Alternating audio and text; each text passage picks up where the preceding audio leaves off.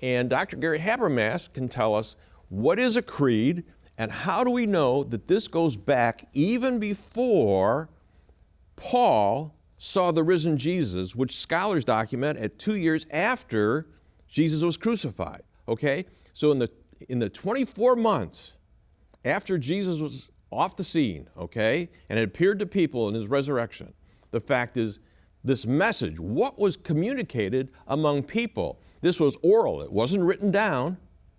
It took a while for the apostles and people to write the New Testament books that we have, and in those books, they refer back to this information that they were preaching or that they were singing hymns, okay? What is a creed, and what kind of information do we find in the creeds? Philippians 2 is an exception, but as a whole, the creeds are very brief, in and out in a dozen or 20 words. So you're writing, and you got syntactical flow in your own writing, and you want to insert a quote. Yeah, let's get this so the people, if you're writing a term paper at grad school or at college or high school, okay, and you're using your words, yep. All right, you decide, hey, you know, I saw this article in the Encyclopedia Britannica, and you take about, 5 sentences over there. When your teacher is reading your term paper, do you think that they know the difference between you and the Encyclopedia Britannica? The words stand out like a neon sign because they're using a different way of saying things than you are. They're using different words than you use. And what we're saying is the scholars, Greek scholars, could see this in the text.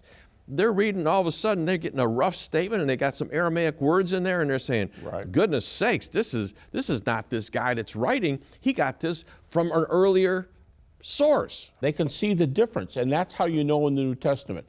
The more you know Greek, in this case, or Aramaic in a few cases, but the more you know Greek, the more you know there's a break here.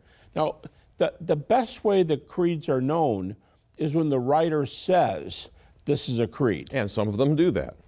At least twice in 1 Corinthians, Paul said, I gave you what I was given. We haven't said this yet, but those terms, when the underlying Aramaic equivalent of those Greek terms are technical words for receiving and passing on tradition, what the Pharisees did.